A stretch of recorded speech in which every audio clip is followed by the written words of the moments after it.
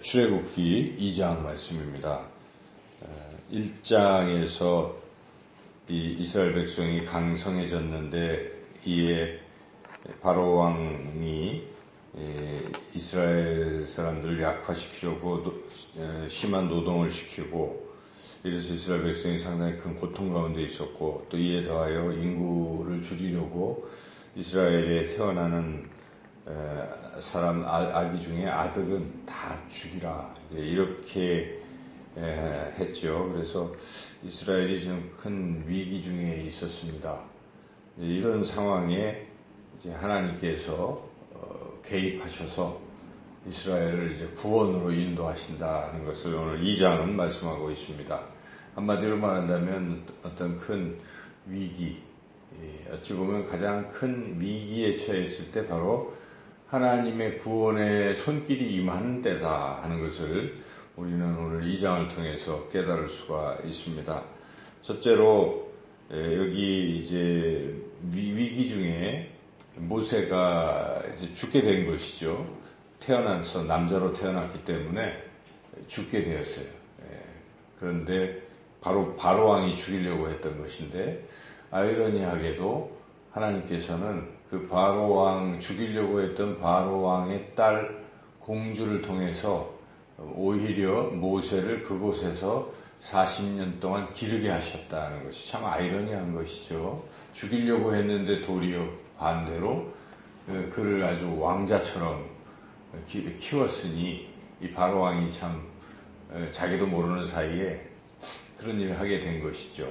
그래서 어찌 보면 모세는 지금 죽을 수 있는 상황, 아주 죽음의 위기인데 바로 그 위기 중에 하나님이 모세를 구하셨다 하는 것입니다. 물론 여기 바로의 그 딸 공주가 자기가 구했다고 물에서 건졌다고 이름도 모세라고 지었지만 그 배후에는 누가 계시겠습니까? 하나님이 계신 것입니다. 그래서 하나님께서 이렇게 위기 중에 건지시는 분이시구나 하는 것을 우리는 깨달을 수가 있습니다. 근데 여기에 이제 그러한 구원의 역사에 있어서 동참하는 사람들이 있다는 것입니다. 앞서서도 히브리 산파들이 그렇게 구원 역사에 동참했잖아요. 그래서 하나님이 그들을 축복을 하셨습니다. 하나님이 경외하고 그런 일을 했기 때문에 그 집이 형통하게 하셨는데, 이번에는 이 모세의 누나인 미리암을 통해서 하나님께서 이렇게 구원의 역사를 이루신 것이죠. 그리고 또한 바로 왕의 공주도 어쨌든 감동을 받게 됐죠. 하나님이 감동케 하셔서. 그래서 그도 이렇게 모세를 구하는 일에 참여했는데 본의 아니게 참여한 것이고, 그런데 여기 미리암은 참 귀한 일을 한 것이죠. 그래서 자기 동생을 이렇게 갈대 상자에다가 숨겨서 사흘 동안 이제 했다가 거기다 놓고 석 달 뒤에 물에 나일강이 이렇게 띄우고 그걸 누가 어떻게 되나 끝까지 지켜보다가 바로 그 공주가 그것을 이렇게 하니까 잽싸게 가가지고 이거 뭐 자기 유모 소개해준다고 하면서 실제 모세 어머니를 이제 그렇게 해가지고 모세가 그 어린 시절 유대 교육을 받게 된 것이죠. 그래서 나중에 커서 모세가 자기가 히브리 사람이다 하는 인식을 갖고 있었다는 것은 어린 시절에 그 모세 엄마가 얼마나 철저히 교육시켰겠습니까? 젖먹이 때. 그래서 그런 모든 과정들을 통해서 이제 모세가 건짐을 받았다는 사실인데, 우리가 가만히 생각해 보면 이 40년 동안 모세는 뭘 했을까? 40년 동안 통치자의 어떤 모든 것을 배운 것입니다. 왕 밑에 있었으니까, 왕자로 있었으니까 여러 가지 교육을 받았겠죠. 사람을 다루는 기술, 또 애굽의 약점도 알게 될 것이고, 많은 것들을 배운 것이죠. 이것은 하나님의 계획 속에 있는 것입니다. 그래서 모든 일들이 그냥 아무 일도 아닌 것처럼 우리가 지나칠 수 있지만, 자세히 생각해 보면 이게 다 지금까지 걸어온 인생의 길은 하나님이 어떤 일을 하시려고 준비시키는 과정이다. 우리가 그렇게 잘 지혜롭게 판단해야 합니다. 그래서 이렇게 이제 모세가 40년 하고, 이제 또 그런데 모세가 여기 사건이 자기 히브리 사람인데 애굽 사람이 히브리 사람을 막 때리고 하는 걸 보고 흥분을 이기지 못해서 그만 그 애굽 사람을 쳐서 죽였죠. 그리고 모래 속에 숨겼지만은 다음날 또 히브리 사람 둘이 싸우는 데 가서 중재한다고 하지 말라 했더니 이 히브리 사람도 나쁘죠. 자기 이렇게 해줬는데도 거꾸로 막 그걸 가지고 떠벌리는 바람에 이 바로왕이 이것을 알고 이제 모세를 죽이려고 했다. 모세가 두 번째 위기에 처했습니다. 장면이 비슷하잖아요. 바로왕에 의해서 이제 또 죽게 되었을 때 하나님께서 이 모세를 미디안 광야로 피신시키시고 거기서 또 사람들을 만나서 미디안 제사장을 만나고 그의 딸과 시보라와 결혼하게 하는 이제 이런 일련의 과정들을 하나님 인도하신 것이고, 중요한 것은 이때도 한 40년인데 이때의 그 기간의 훈련은 좀 차원이 다른 것이죠. 앞에서의 40년은 좀 편안하고 또 아주 안락한 이제 이런 많은 그 고등교육을 다 받았다면, 또 다른 40년은 그냥 광야에서 목자처럼 그 양치고 이런 거 하는 거예요. 하고 고통 속에 있었지만 그 광야 훈련이 있었다는 것입니다. 모세가 또 그런 기간, 또 다른 40년을 그렇게 하나님은 계획하신 것이죠. 훈련시키신 것이죠. 그런데 우리가 또 주목할 것은 또 한 번의 죽음의 위기에서 하나님께서 또한 이렇게 피할 길을 내셨다.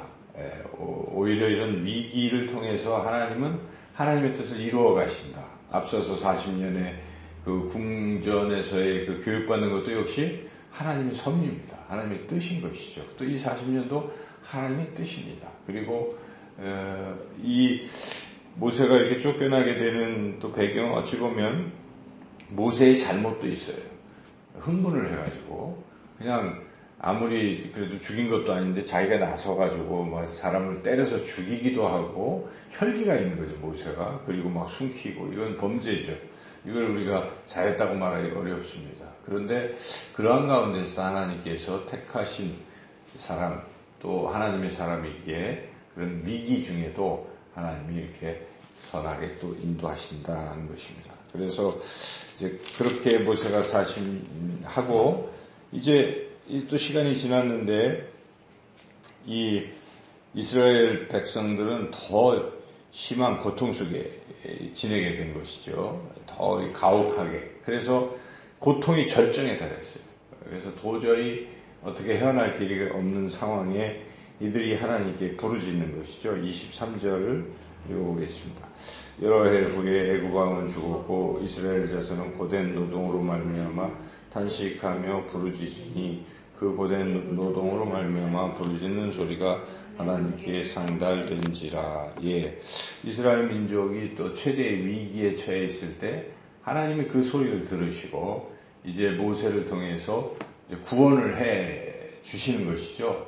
그러니까 우리가 오늘 본문을 종합해 본다면 결국 어려울 때마다 하나님이 나타나셨다는 것입니다. 모세가 태어나자마자 죽게 생겼을 때 하나님이 개입하신 것이고, 그리고 모세가 살인죄를 저지르고 바로 왕에게 죽임을 당할 즈음 하나님께서 미디안 광야로 피하게 하신 것이고, 이스라엘 백성이 이제 이렇게 아주 가장 큰 고통 속에 처해 있을 때 하나님이 또한 피할 길을 내셨다. 이 사실을 우리가 종합해 볼 때 우리 인생에서도 어려울 때가 있잖아요. 어찌 보면 가장 고통스러울 때가 있을 것입니다. 이런 때에 바로 우리는 그 가장 어려운 때가 바로 하나님이 개입하실 때구나, 하나님이 섭리하시는 때고 하나님이 구원하실 때구나 하는 것을 우리가 믿어야 한다는 것이죠. 물론 가장 고통스러운 때가 언제인지는 잘 모르는 거죠. 우리 인생을 돌이켜볼 때 또 앞으로 미래에 더 큰 고통이 있을 수 있어요. 지금이 가장 고통스럽다고 느끼는 분도 있을지 몰라요. 그렇지만 또 앞에 더 어려운 일이 있을 수 있어요. 그래서 하나님의 때가 지금 아직 이루어지지 아니하였다고 해서 우리가 그것을 하나님을 불신하면 안 됩니다. 또 어떤 때, 가장 결정적 때에 하나님이 나를 구원하실 것이다. 오늘 본문을 통해서 우리는 그런 귀한 교훈을 깨달을 수가 있습니다. 그러므로 우리는 어느 때든지 하나님은 결국 우리를 보호하시고 우리를 가장 선한 길로 인도하실 것임을 믿고 하나님을 절대적으로 신뢰하고 하나님의 그 오묘하신 섭리를 우리가 또 깨달으면서 하나님을 믿고 나아가시는 하루의 삶이 되시기를 주님의 이름으로 축원합니다.